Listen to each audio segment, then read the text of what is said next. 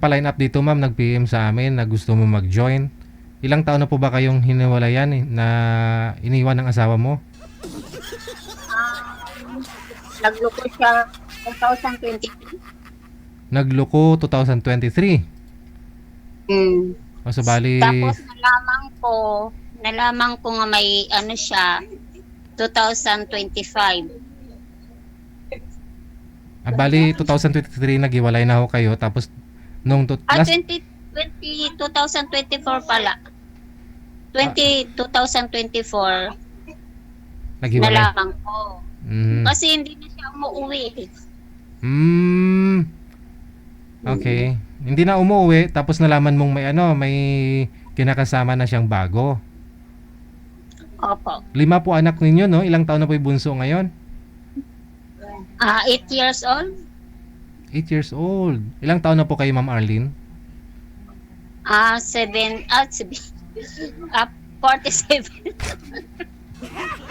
47. So ano po trabaho ninyo? Wala, dito lang po sa bahay. Si mister nyo, ano po trabaho nun? Ano lang, mula noon, construction. Construction. O ngayon, nagko-construction din sa kabila.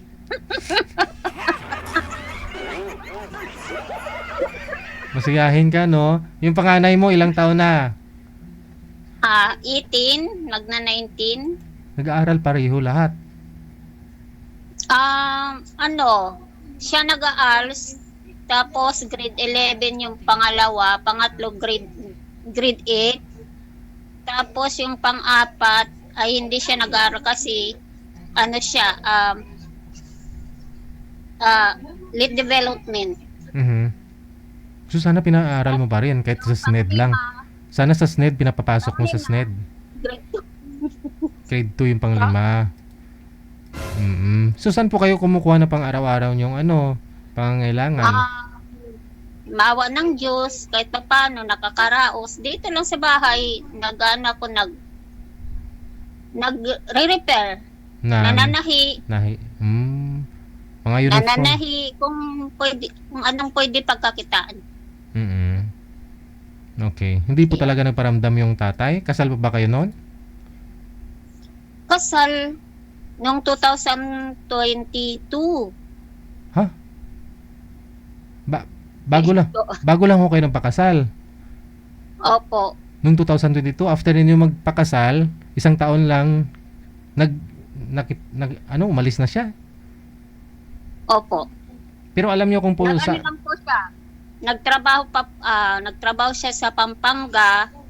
Yan ang alam ko. Nagtatrabaho siya sa Pampanga. Katapos, nung tinanggal siya doon sa Pampanga, umuwi siya sa Tarlac. Kasi taga Tarlac po siya. Tapos, sabi ko, lakarin mo yung birth certificate ng anak mo. Diyan sa Tarlac kasi doon ako nanganak sa bunso namin. Hanggang ngayon, hindi pa siya naka-registered. Pero nag-aaral, no? Grade 2? Opo. Pero kaya ginagawa ko naman ng parang para makapasok sa school. Nagkukuha ko ng barangay certificate para makapasok daw sa school. Pero wala siyang noon. Hindi siya, anong tawag nito? Yung online platform ng DepEd? Wala siyang library. Kasi kailangan po yun yung isa-sign up kasi ng mga teacher yun sa online para ma-rehistro, makapasok sa DepEd, no? Opo. Kailangan ng live birth. Okay. Opo. May mga nagtatanong ng mga viewers natin, ano po daw nangyari dyan sa inyo, sa left na mata mo? Ano nangyari?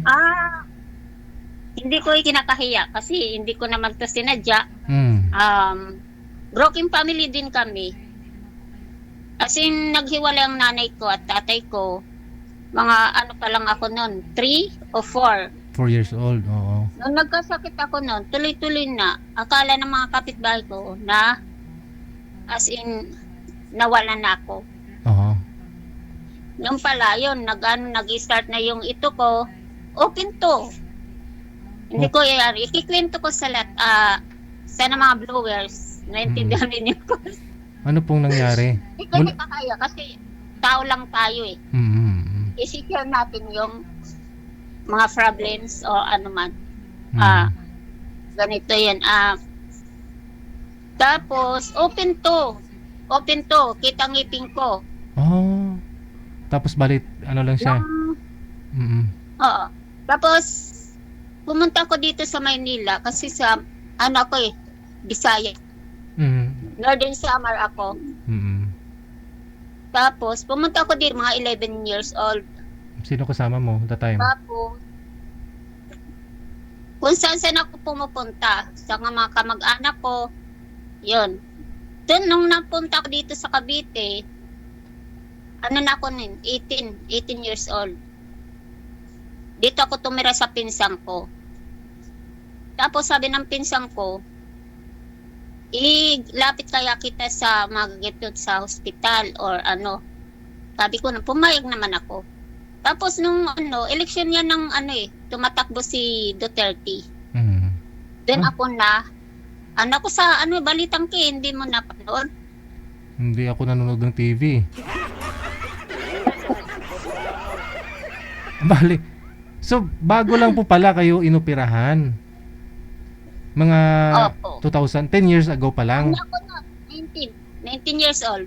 Ilang taon na po ba kayo ngayon? Ako na ngayon 47. 47. So, kailan ho kayo, Yes.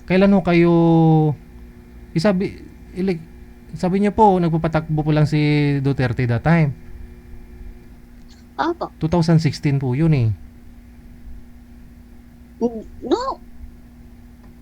Irap. Si Irap. Okay, si Irap. Okay. Oh, so tapos, tinulungan ka. Naano ko sa Balitang K. Mm. Tapos may nag-sponsor Balitang sa K, akin. Balitang K, ito po ba yung rated K ni Corina Sanchez? Opo. Ah, okay. Mhm. Yung tinawag ako sa kanila na tawag doon, doble cara. Mhm. Di ba may palabas noon, doble cara? Oo. Mayroon yun, palabas, ano ba yun? Basta, yun, may palabas yun. Oo, doble cara. Yung prime time nila. Mhm. Tapos, sa akin, nag-sponsor, taga Sinag Foundation. Sinag Foundation. Ang humahawak sana mapanood si Doktora Basco. Mhm. Hi, Doktora Basco. Namimiss din kita. Yan ang mahawak sa akin. Aha. So bali siyang mula umpisa ng operasyon mo hanggang matapos, siya po talaga humahawak sa iyo. Opo. Oo. Tapos, po kasi ako na-operahan sa Jose Reyes. Aha. Hospital. Doon ako Mhm. na-operahan. Halos isang buwan ako doon. Mm. Yun. Siya lagi naghatid sa akin sa Baclaran. Sinasabay ako, binababa lang ako doon sa Baclaran. Tapos sasakay na ako sa area. Aha. Papunta ng Cavite diyan sa inyo. Opo. Aha. So that time Kasi dalaga pa. kami nagpunta ka na. That time Pa. dalaga ka pa, no? Dalaga ka pa that time. Opo, Mm. dalaga pa po So balik po ako. tayo, anong dahilan po na ba't humantong sa ganun? Actually marami tayong nakikita sa social media, lalo sa Facebook, di ba? Yung kalahati Opo, ng opo. mukha nila, yung kita na yung ngipin, di ba? Ano pong nangyari po dyan, ma'am? Nung bata ka? Ang infection sa ngipin. Hmm. Pero sabi ng doktor ko dati, wala naman din sila nakikita ng infection. Hindi Aha. ko alam kung ano nangyari. Kasi maliit pa ako noon eh. Mhm. 3 years old ka pa lang that time, naghiwalay na ho yung nanay tatay mo. Tapos, parang, ang nangyari, pinabayaan ka? Parang hindi ka na, walang nag-aaruga sa'yo? Tatay ko lang po ang nag-aaruga sa akin. Tapos, lolo ko, lola ko. Mhm. Kaso may mga trabaho naman po yan sila. Aha. Kaya hindi ko naman inasa na ganun. Opo. Kaya minsan, Sa murang mga edad mo kasi, kapatid no? ko kasama. Sa edad mo na 3 taon, hindi mo naman alam kung anong tama, anong mali, that time, di ba? Ayun nga po. Yung mga naramdaman mo, hindi mo man masabi, o gano'n na nga, no? Tapos, akalain mo yun, bata ka pa, lumuwas ka dito na Maynila, galing sa Bisaya, no? Bisaya po kayo. Oo. Opo. Sino po kasama niyo po lumuwas dito sa Maynila? Pumunta ng Maynila? Ang tiyuhin ko, kapatid ng tatay ko, kasi sabi niya, kasi nanganak yung asawa ng tiyuhin ko, kambal. Mhm. Kaya gusto nila ako mag-alaga. Kundi 11 years old pala ako noon. Mhm, mhm. Kundi tanda na po ako sa trabaho. Opo. Opo. Mm. Kaya lahat ng kinakaya ko. Ganyan talaga ang na walang pamilya na mahawak. Broken family kayo eh. Ganun. Yung nanay mo nawala, iniwan ka. Ilan kayo magkapatid? 5 din. Oh, 5 din. Isa So- lang din ang lalaki. Bunso naming lalaki. Mhm. Kundi kahit pa paano, hindi naman kami nagtutulong-tulong hanggang naman ngayon. Opo. So, anong year po ninyo nakilala itong asawa mo? Tatay po ng 5 din po ninyong anak. Ang 2006, Mhm. nagsama kami. 2006, nagsama kami. Tapos, 2007, ipinanganak ko yung Panganay. panganay ko. Oo. So, kilala mo, Tapos, yung pagkakilala mo naman sa kanya, okay naman ho. Tapos yun po talaga trabaho niya, construction. opo. Pero lately, ito lang ho, no? Nangyari na iniwan ka. Nung mag-asawa na ho kayo, iyan na po, naoperahan ka na, no? Opo. Naoperahan ka na. Kasi naman talaga ako. Oh, pero sa paningin niyo po, dalawa, okay naman? Nakakikita po yung kaliwa mo? Ito, sa side, may kasi ako, katarata. Mm-mm. Malabo po yung paningin.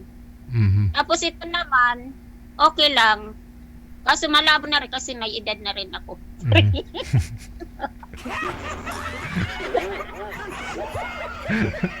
Okay. So, Totoo na, ang totoo, di ba? oh. Pero kasal po kayo ng asawa mo, ng tatay po ng mga anak mo. Oo. Kasal kayo. Baka ho, isang araw magparamdam mo siya, uuwi ulit dyan sa inyo.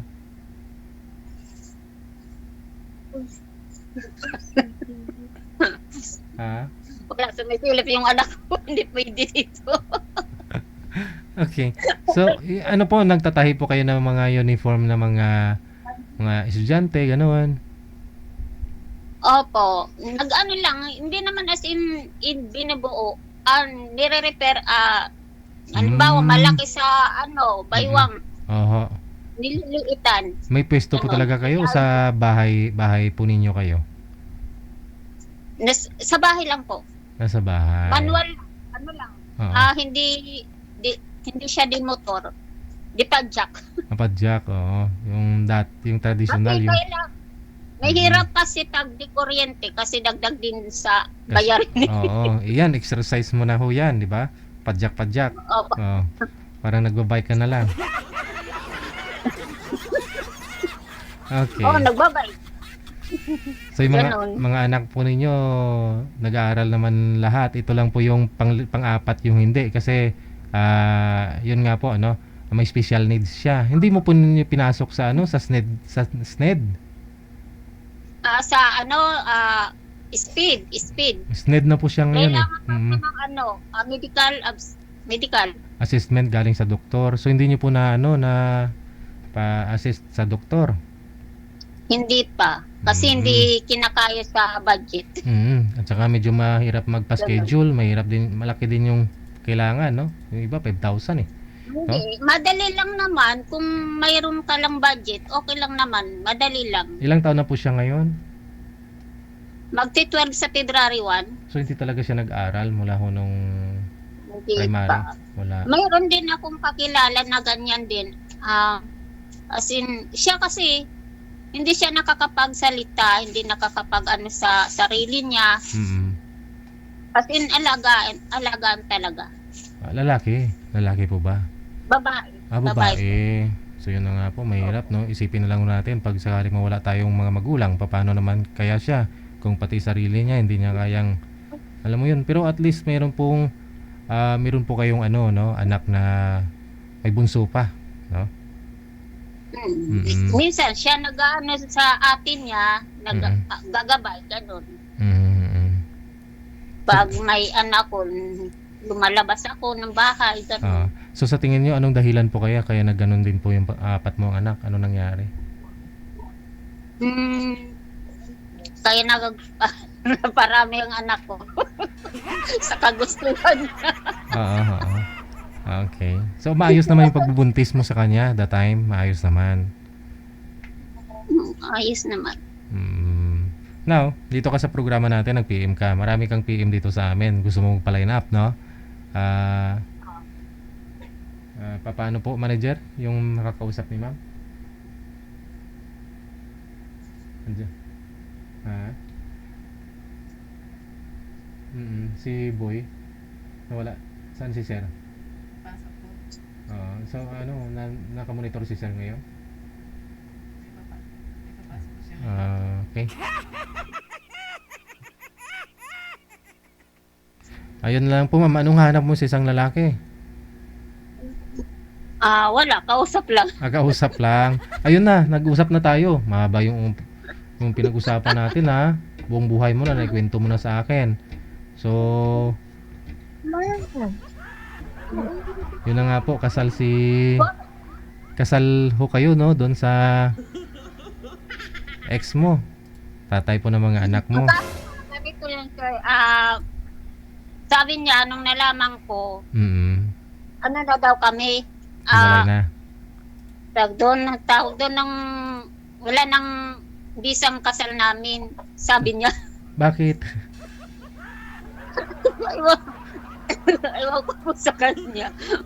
Sabi niya naman doon sa kabit, doon sa babae, ano na, wala na bisa sa ang kasal niyo sabi niya.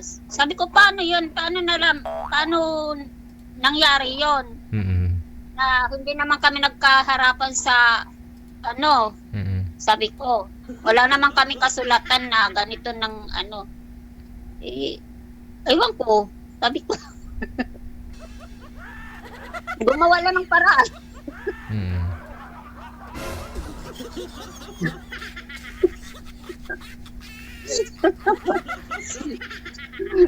Sige.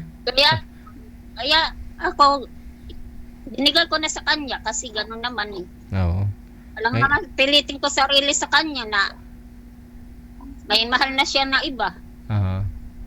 So ngayon, gusto mo rin may mahanap kang makakausap. Sige. Hanap ako kami ha?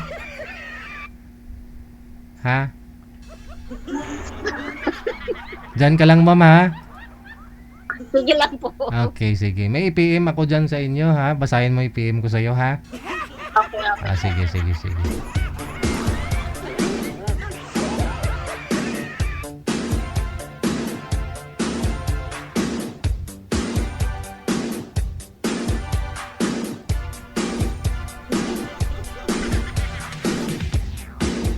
Si Ma'am Arlene Lipata, ang dami niya po kasing PM dito sa amin, no? Gusto niya talaga magpa-line up eh. Last month pa po pala ito nag-PM.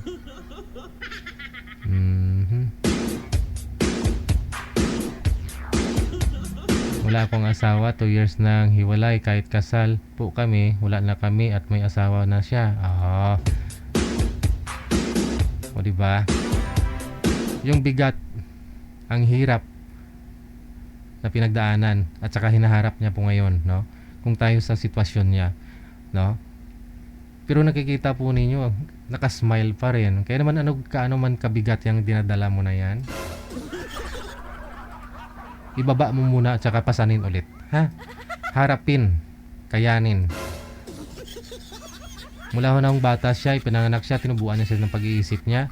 Yun na yung sitwasyon niya at may tao pong tumulong sa kanya, naoperahan siya, nag-asawa pero hindi niswerte sa asawa. Sa anak niya naman, sabihin na ho nating may problema din sa isa niyang anak. Ang hirap ng sitwasyon ni madam.